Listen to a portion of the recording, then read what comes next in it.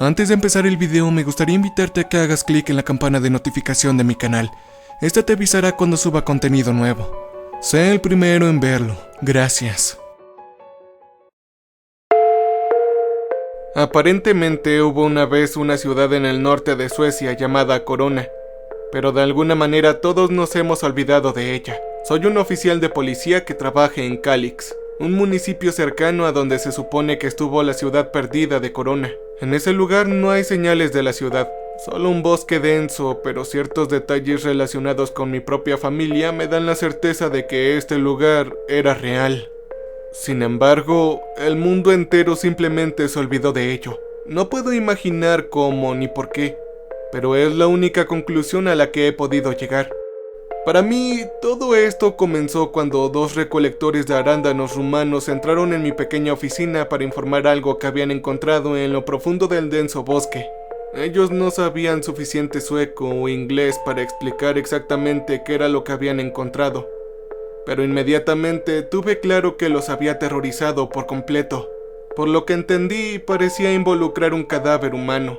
Finalmente, después de haber traído un intérprete del pueblo vecino al mío, se reveló que habían tropezado con un chico muerto, de tal vez no más de 10 años. Nos llevaron a mí y a dos de mis colegas, seguido por una ambulancia, al lugar donde habían encontrado al niño. El sol se estaba poniendo detrás de una espesa niebla cuando llegamos. Encendí un cigarrillo mientras dejábamos la carretera principal y caminábamos hacia el bosque, donde se suponía que debía estar el chico muerto. Me sentí un poco incómodo al tener que lidiar con esto, pero había manejado casos como este antes. Por ejemplo, algunos accidentes automovilísticos, y ahora no me sentí muy afectado por ello. Era solo un trabajo, o eso pensaba. Los rumanos se detuvieron cuando nos acercamos y se negaron a seguir adelante. Noté que había pánico en sus ojos, más de lo que esperaba, incluso dadas estas circunstancias extremas.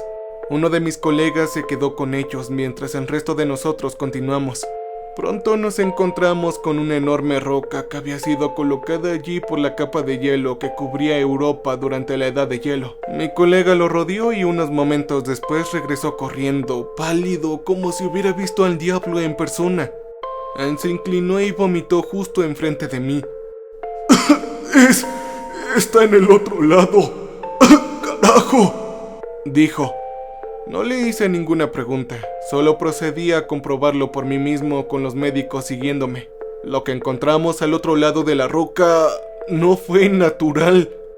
La mitad del chico y una niña de cabello rubio se fusionó con la roca como si le hubiera atravesado como un fantasma y luego de repente se convirtiera en humana antes de que tuviera tiempo de salir de la roca. O, como mi colega comentó más tarde, fue como si le hubieran teletransportado a la roca.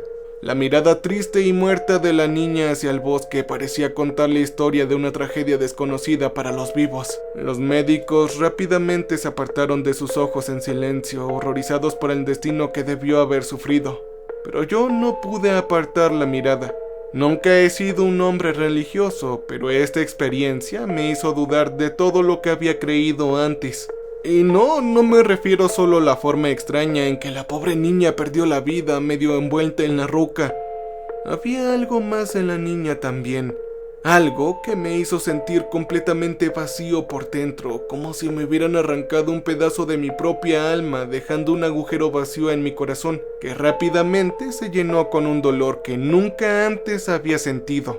Fue una sensación espantosa, solo agravada por el extraño hecho de que una pequeña parte de mí reconoció a la chica. No podía decir de dónde. Su rostro era como el vago recuerdo de un sueño recientemente olvidado. Nos recuperamos y comenzamos a hablar, tratando de darle sentido a la situación sin ningún éxito. Mientras que los médicos se acercaban al cuerpo, yo traté de concentrarme en los hechos concretos mientras investigábamos la escena.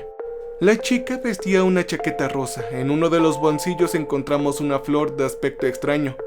Sus colores eran exóticos y se parecían a las alas de un escarabajo. Además tenía una tarjeta amarilla de la biblioteca con un texto que nos desconcertó a todos. Tenía escrito "La biblioteca de Corona". Así estaba impreso. De ahí provenía. La niña también había escrito su nombre en la tarjeta. Cuando lo vi, mi mundo comenzó a dar vueltas. Se llamaba Isabella Lexilus. Decía con la letra infantil de una niña pequeña. ¿No es ese su apellido, señor?, dijo mi colega.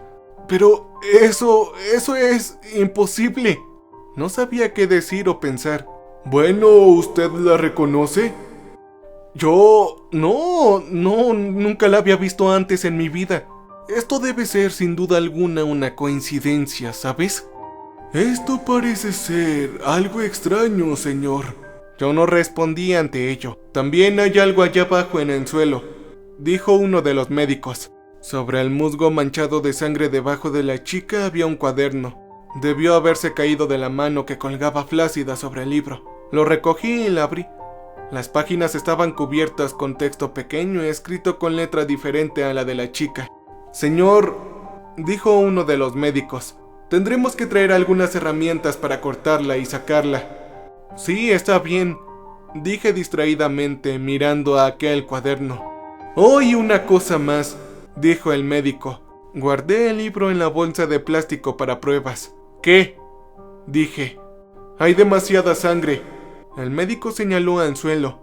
¿Qué quieres decir con que hay demasiada sangre?, yo pregunté. Sí, debajo de la roca, señor, explicó el médico. Es imposible que toda esa sangre provenga de una niña.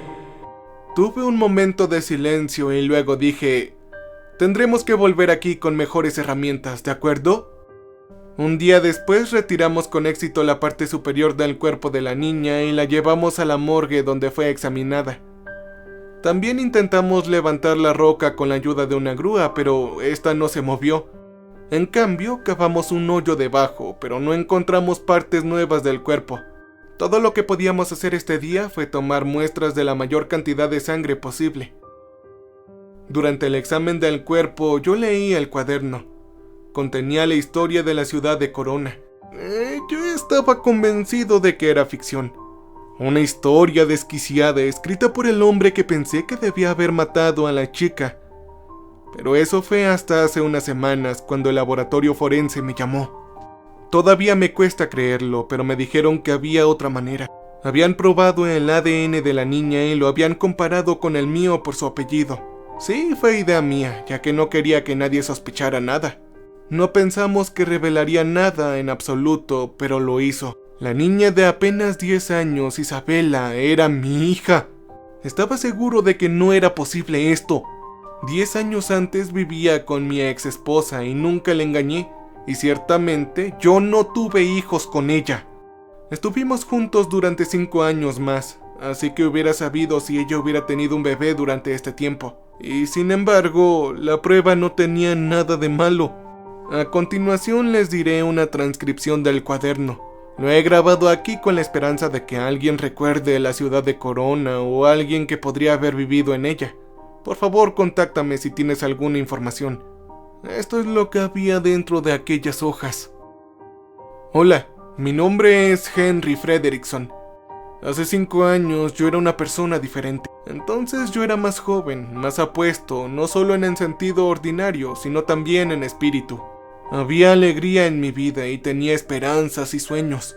Sin embargo, todo eso se acabó ahora. No tengo tanto tiempo para escribir esto, pero intentaré explicar lo que nos sucedió a toda nuestra comunidad lo mejor que pueda. Escucha con atención.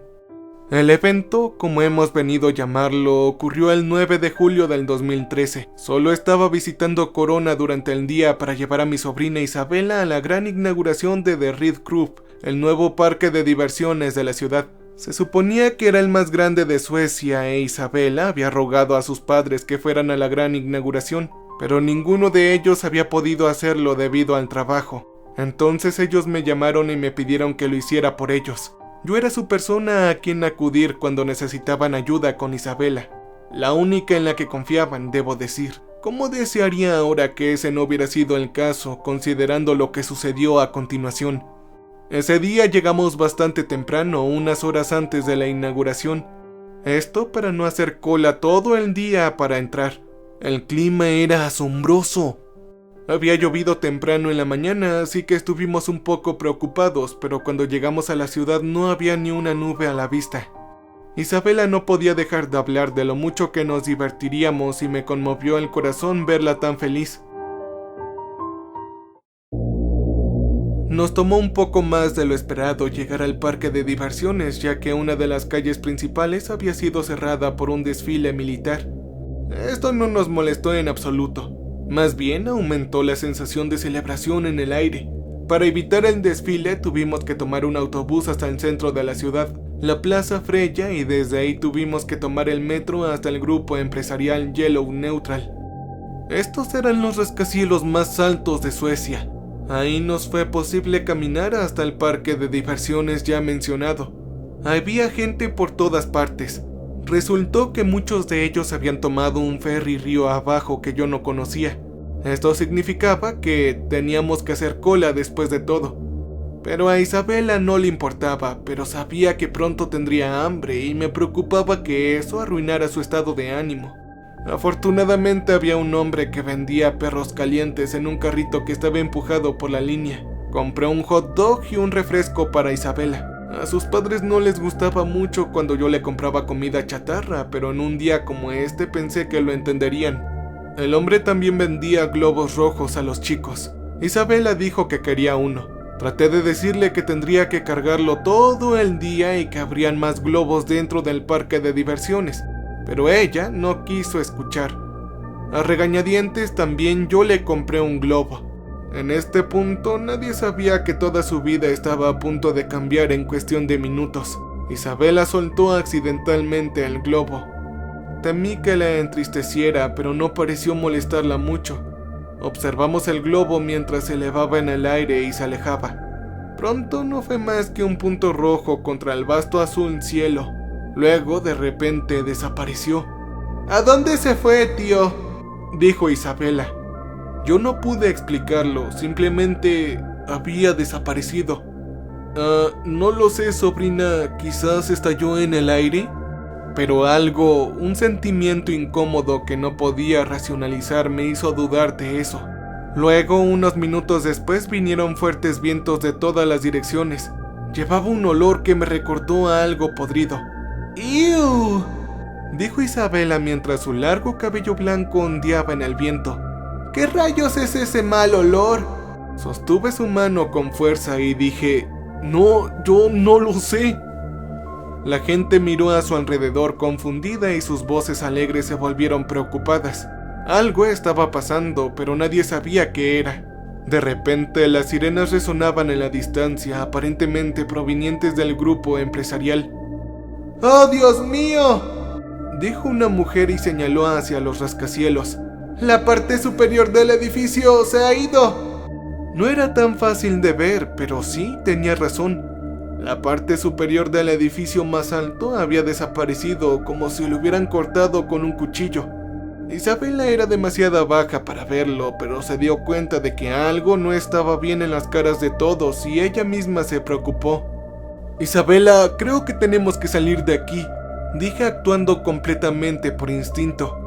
No creo que este lugar sea seguro. Isabela lloró. Pero nos perderemos de la apertura. Sí, cariño, nos registraremos más tarde, ¿de acuerdo?, le dije mientras me alejaba de la multitud con ella. Uno de los transbordadores estaba a punto de partir.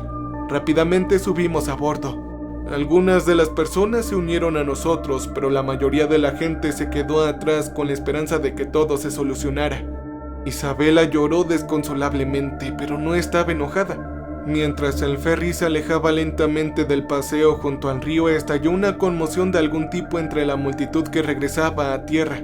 No podía ver lo que estaba pasando, pero de repente todos gritaron de terror y trataron de correr hacia el agua. Claramente estaban escapando de algo, pero no podía ver qué era. Todo lo que vi fue gente pisándose unos a otros mientras trataban de saltar al río y alejarse nadando. Fue una vista horrible y me alegro de que Isabela no fuera lo suficientemente alta para ver por encima de la barandilla. A continuación, las sirenas del sistema de alerta de emergencia comenzaron a sonar con su espeluznante sonido de catástrofe inminente. Todos hacían preguntas para las que nadie tenía respuesta. La mayoría de la gente que escuché pensó que estábamos siendo atacados, ya sea por terroristas o por los rusos. Tomé mi teléfono para llamar a mi hermana, pero no había señal.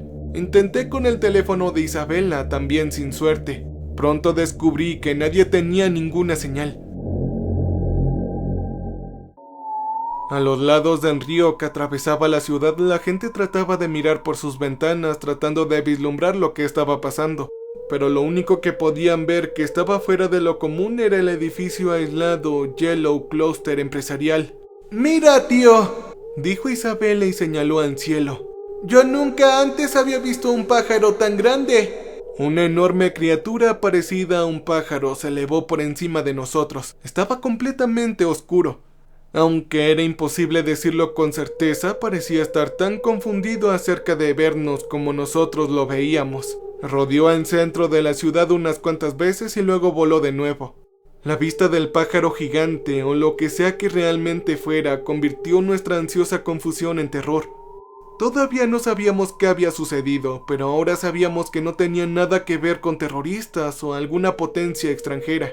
¡Oh, no! Esto era algo más, algo imposible de creer y al mismo tiempo imposible de negar. El ferry nos dejó un poco más abajo del río, cerca de la Plaza Freya. La gente parecía estar en estado de pánico, aunque nadie sabía que estaba mal. Algunos estaban empacando sus autos para escapar de la ciudad, otros corrían hacia algún lugar, tal vez hacia sus seres queridos, pero la mayoría de las personas se agruparon alrededor de oficiales de policía, trabajadores de la ciudad o personal militar del desfile para tratar de obtener información. Pero ellos solo obtuvieron la misma respuesta una y otra vez. Les gritaron para que se escuchara por las sirenas del sistema de alerta de emergencia que no se sabía nada y que debían regresar a sus casas y escuchar la radio por más información. ¿Cómo se supone que vamos a escuchar la radio cuando no hay luz? La voz provenía de una anciana. Mira a tu alrededor.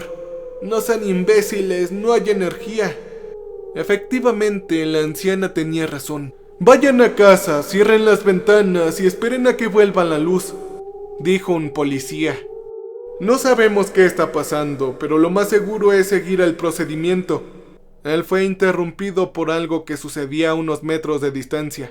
La primera persona que había intentado salir de la ciudad, un hombre en una motocicleta ruidosa, había regresado. Yo llevaba a Isabel en brazos, consolándola al mismo tiempo que trataba de escuchar lo que el hombre de la motocicleta estaba tratando de decirles a todos. Me empujé en la multitud para acercarme a él. Caminó hasta el centro de la plaza y se subió al pie de la estatua de Freya. Pocas personas le creyeron, pero todos los que habían visto a la criatura en el cielo no tenían ninguna duda de que estaba diciendo la verdad, por imposible que pareciera. ¡Escuchan todos! ¡No hay manera de salir!, gritó el hombre. La carretera principal corta en el borde de la ciudad y solo hay jungla. No puedo explicarlo, lo siento, pero es verdad. Estamos rodeados por una jungla densa e espesa y no hay forma de evitarla. Estamos atrapados. Entonces es verdad. Por el amor de Dios, todo era verdad, susurró un policía para sí mismo a mi lado. Le pregunté a qué demonio se refería. Primero no quiso reconocer mi pregunta, pero cuando vio mi confusión y lágrimas en los ojos inocentes de mi sobrina, se volvió hacia mí y dijo en voz baja: Señor, antes de que perdiéramos contacto con el helicóptero que vigilaba el desfile, el piloto dijo algo que simplemente no tenía sentido. Él se estaba estrellando. Algo le había cortado las palas del rotor, y dijo que todo había cambiado de alguna manera. La vista había cambiado completamente. Antes de caer al suelo, gritó que había visto una jungla al oeste y un océano al este. Llegaron más y más informes y aunque era imposible distinguir los rumores de los hechos, todos contaban la misma historia. El mundo entero alrededor de la ciudad había sido reemplazada en una instancia. La ciudad era la misma, pero el cielo no lo era. Finalmente, las sirenas aulladoras se silenciaron, los autos dejaron de hacer sonar sus bocinas y la cacofonía de voces se extinguió. Un extraño silencio cayó sobre la ciudad. El sentimiento era más que irreal. No sabía qué significaba todo esto. Traté de explicárselo a mi sobrina, pero ella solo tenía 5 años y no podía entender. Quería ir a casa con sus padres y no sabía qué decirles. Estaba cansado y necesitaba descansar, así que fui a un hostal cercano y pagué una habitación. Pronto la economía de la ciudad colapsaría, pero durante los primeros días en este nuevo mundo desconocido, la gente todavía aceptaba dinero como pago. Lo que siguió fueron 5 años de interminables pruebas y dificultades, una batalla continua por la supervivencia sin esperanza de ayuda o rescate. Comenzó durante la primera noche. El sol idéntico al nuestro, pero nuevo y extraño, se sentó hacia el norte en lugar de hacia el este y fue reemplazado por estrellas irreconocibles que cubrían todo el cielo. Cuando los miré desde la pequeña ventana de nuestra habitación no sentí asombro, sino que me sentí completamente desorientado.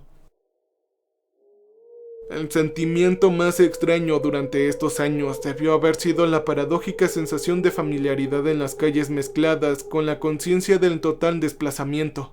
Creo que esto fue en parte porque la gente se mantenía cerca del centro de la ciudad para ahogarse en la ilusión de estar en casa, aunque sabían en el fondo que no podían escapar de su destino varados en lo desconocido. Luego, mientras me asomaba por la ventana, escuché los sonidos. Gente gritando, disparos, autos conduciendo locamente por las calles sin ningún lugar a donde ir y algún que otro aullido extraño que me heló la sangre. Nunca vi nada de lo que sucedió esa noche, pero cambió la población en más de 2 millones de personas para siempre. Cerré la ventana y me escondí detrás de la cama con Isabela. Quería llorar por su madre, pero mantuve mi mano sobre su boca temblorosa. La siguiente noche fue más tranquila, probablemente porque nadie se atrevió a aventurarse afuera. Durante los días, pronto me di cuenta de que la amenaza no provenía de la jungla desconocida fuera de la ciudad, sino de la gente misma dentro de ella. Era imposible saber cuántos crímenes se cometieron, dado que lo que vi con mis propios ojos fueron saqueos, robos e incluso asesinatos. Yo pensé que la tasa de crímenes debió haber aumentado demasiado. Sin embargo, no fue una anarquía total. La policía y las pocas unidades militares que habían estado en la ciudad para el desfile mantuvieron un orden vital en la comunidad. Dado que la gente corriente no tenía armas, la policía y el ejército no se veían amenazados por el ciudadano promedio. Un líder dio un paso adelante, el hombre de la motocicleta, y después de unas semanas todos parecieron cooperar pacíficamente. La comida que quedaba en las tiendas se distribuía en su mayoría de manera justa y todos los que podían trabajar parecían hacerlo sin dudarlo, incluso yo. Los científicos que habían estado trabajando en la universidad en el momento del evento no pudieron averiguar qué había sucedido, pero con la ayuda de cientos de ciudadanos lograron construir una pequeña planta de energía nuclear que podría devolver la electricidad a la ciudad. Sobre todo yo ayudé en ese proyecto. No sabía nada de física nuclear, pero hice lo que pude. Era asombroso de lo que éramos capaces como pueblo y en todo mi espanto creció un sentimiento de orgullo en mi pecho. Aunque nuestro tiempo en este mundo no fue sencillo. Lejos de ahí. Aparte de mi problema personal para mantener a Isabela sana y segura con el que tuve éxito, aunque ella nunca se sintió segura, habían 3 problemas importantes que seguían creciendo cada semana. El primero fue la situación de los alimentos y el agua. Algunas personas habían logrado cultivar trigo y papas en parques y campos de fútbol, pero esto no era suficiente. Nos estábamos quedando rápidamente sin agua y comida. Llovía de vez en cuando, pero muy pocas personas se sentían seguras bebiendo el agua de lluvia. Para combatir este problema y para encontrar soluciones a algunos otros problemas también, se enviaron expediciones para explorar la jungla. Por lo general, estos terminaron de la misma manera, es decir, sin que nadie regresara. Solo 1 o 2 veces alguien logró regresar a la ciudad, pero ya no eran ellos mismos. Era como si algo en la jungla hubiera capturado sus almas y hubieran dejado que sus cuerpos regresaran ilesos. El segundo problema fue la naturaleza. Parecía habernos ahorrado los primeros meses, pero poco después de que recuperamos la electricidad nos encendió. Me tomó un tiempo verlo con mis propios ojos, pero aparentemente al azar, misteriosas criaturas entraron en la ciudad. A veces la atravesaban sin más para no volver nunca más. Una mujer policíaca, una de las nuevas reclutas, me dijo que había seguido a un niño azul desnudo mientras entraba solemnemente en la ciudad y luego volvería a salir. En otras ocasiones, monstruos indescriptibles causaron estragos en las calles, matando a tantas personas como pudieron antes de regresar a donde quiera que vinieran. En un momento, y esto yo lo vi por mí mismo, un 100 pies enorme de un blanco puro con cientos de ojos rojos apareció repentinamente de una alcantarilla. Rápidamente escaló a un edificio como si supiera exactamente lo que estaba haciendo y entró por una de las ventanas del último piso. Algunos escaparon, pero todos los demás dentro fueron hechos trizas. Solo después de unos 5 minutos en 100 pies salió del edificio por la entrada. Su cuerpo segmentado blanco estaba manchado de sangre y regresó por la alcantarilla como si nada. Estos ataques, como fueron llamados, despertaron miedo y pánico en todos nosotros. Aunque no sucedió con tanta frecuencia, sucedió con la suficiente frecuencia como para que todos estuvieran nerviosos todo el tiempo.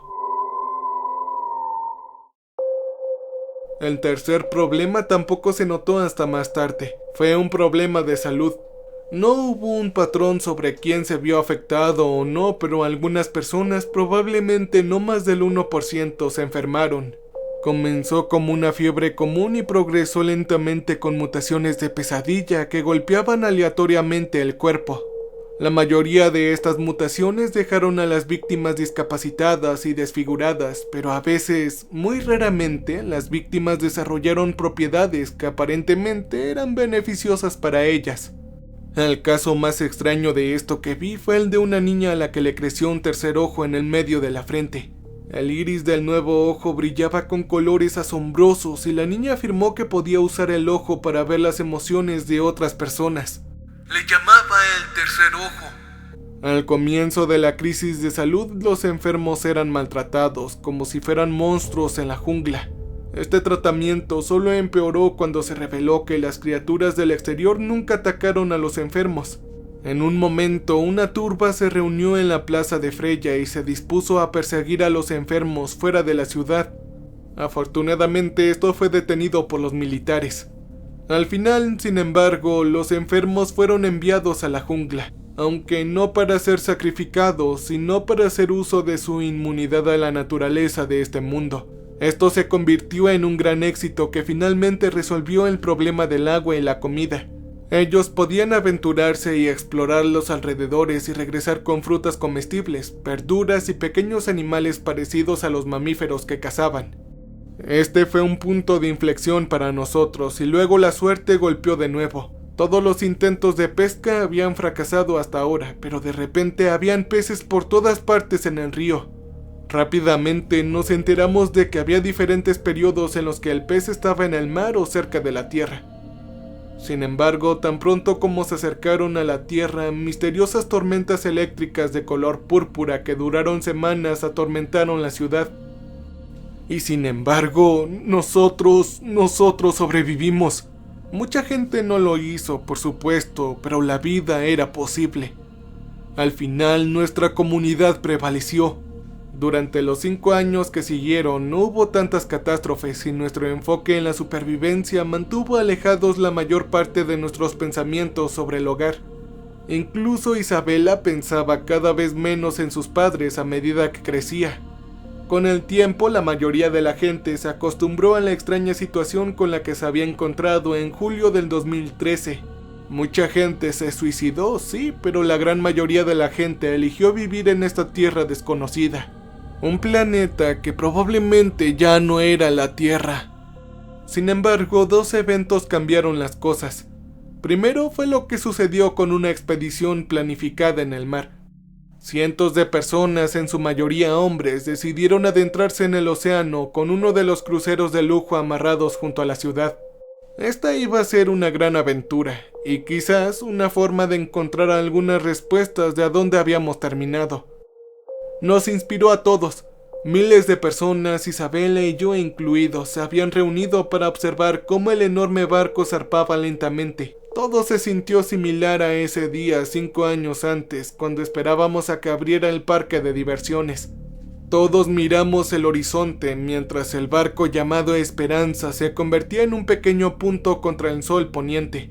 Imaginamos las increíbles aventuras en las que estarían y esperamos con ansia su regreso.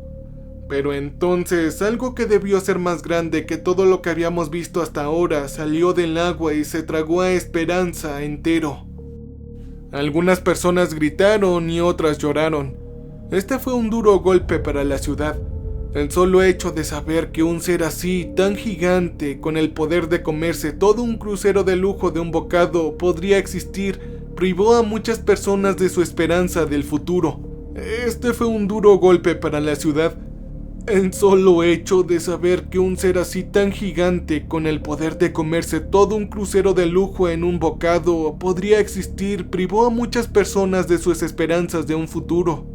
El siguiente evento fue diferente. Fue un milagro, por decirlo mínimo.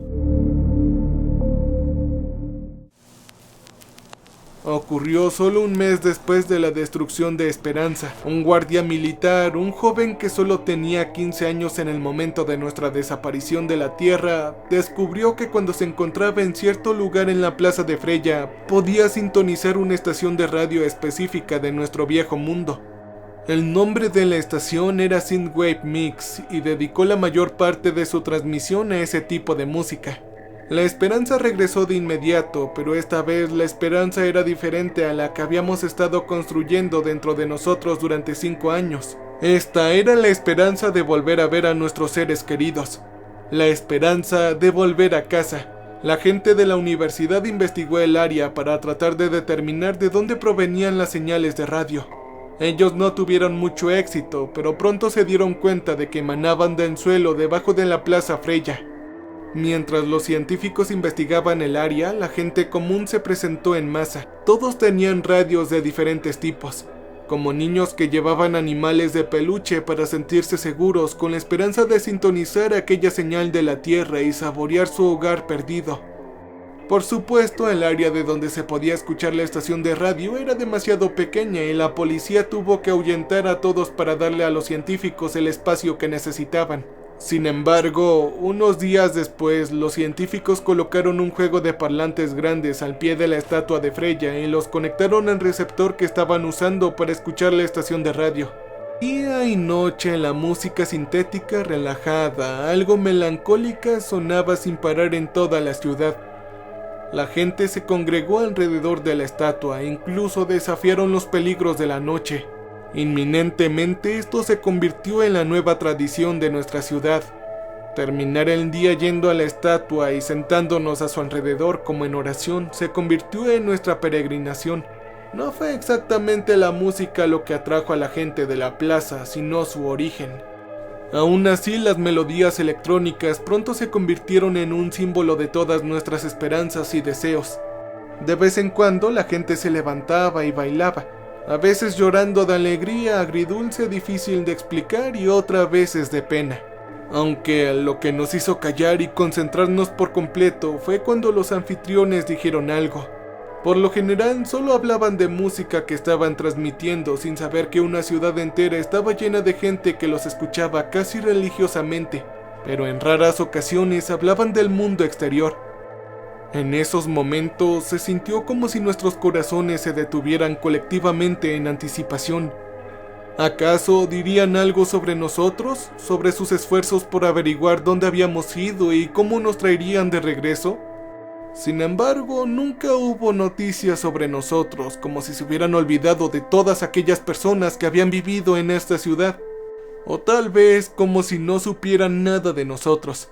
El trágico destino de la ciudad de Corona nunca llegó. Sin embargo, nunca perdimos el destino sobre los esfuerzos por averiguar dónde habíamos ido y cómo nos traerían de regreso. Tomó mucho tiempo y ahora que me estoy acercando al día de hoy, finalmente los científicos decidieron que valdría la pena cavar un gran agujero justo donde las ondas de radio parecían salir del suelo. Esto no fue una tarea fácil y tampoco segura. El trabajo llevó semanas. Nuevamente todos ayudamos. Nadie sabía realmente qué estábamos buscando exactamente, solo sabíamos que era algo. Cuando llegamos al fondo, donde la roca era demasiado dura para cavar, una montaña de tierra cubría toda la plaza. Descubrimos que nuestros esfuerzos no habían sido en vano, ya que justo debajo del agujero donde habían captado las ondas de radio había un pequeño agujero en el lecho de roca. Se pidió a la gente que se alejara de ello mientras los científicos la investigaban. Se pidió a la gente que se alejara de la roca mientras los científicos la investigaban. Primero intentaron medir qué tan profundo era. Esto tomó algún tiempo, ya que era difícil encontrar una cuerda lo suficientemente larga. Al final se estimó que eran unos 700 metros de profundidad. A continuación se envió algo de equipo amarrado al final de la cuerda y para sorpresa de todos, todo lo que se arrojó fue tragado por el agujero. Por supuesto nadie sabía a dónde iba, pero todos pensamos lo mismo, que de alguna manera había regresado a casa. Era una suposición razonable, dado que lo único que salía del agujero eran las ondas de radio y provenían de la Tierra. Todos nos regocijamos con este descubrimiento. Se realizaron más experimentos y, aunque algunas preguntas quedaron sin respuestas, el consenso incluso entre los científicos fue que el agujero realmente era un portal de regreso a nuestro propio mundo. Sin embargo, habían dos grandes problemas que debían resolverse. El primero fue la seguridad. Cada vez que algo atado a la cuerda desaparecía en el fondo del agujero, la cuerda se cortaba como en rascacielos 5 años antes. Esto significaba que era posible que quien entrara en el agujero también fuera cortado. Sin embargo, este problema se resolvió muy pronto. Al atar una cámara a la cuerda conectada a una pantalla sobre el suelo, se descubrió que la cuerda solo se cortaba cuando se tiraba hacia atrás. Mientras no se retirara, la pantalla aún recibía señales de la cámara. La cámara nunca grabó nada más que oscuridad en lo que se suponía que era el otro lado, pero como continuó funcionando hasta que se retiró la cuerda, esto no pareció ser un gran problema. Después de todo, se esperaban algunos problemas técnicos dadas las circunstancias. El segundo problema era que el agujero era demasiado pequeño para que cualquiera pudiera entrar. Se hicieron muchos intentos para ensanchar el agujero, pero el lecho de roca parecía estar hecho de un material más fuerte del que cualquiera de nuestras máquinas podía perforar. Esto fue extremadamente frustrante. Nos hizo sentir como si hubiéramos llegado a la línea de meta solo para descubrir que no podíamos cruzarla. Al final, uno de los científicos dijo que quería enviar a su hijo de 10 años al pozo. Era lo suficientemente pequeño como para caber en él. Eso fue ampliamente debatido durante bastante tiempo antes de ser aprobado. La madre, a su vez, argumentó que la ciudad de Corona no era un lugar para su hijo y que toda la evidencia sugería que el agujero era el único camino a casa. El chico fue valiente. Sabía que probablemente nunca volvería a ver a su pobre padre y a su madre, pero aún así siguió adelante. Le dieron un walkie-talkie y después de un adiós lleno de lágrimas de su madre y su padre, lo enviaron por el agujero negro de 700 metros de profundidad. Se le indicó por radio después de llegar al otro lado, confirmando que estaba a salvo. Después de que se retiró la cuerda, la madre esperó y esperó a que su hijo se reportara. Sin embargo, nunca lo hizo.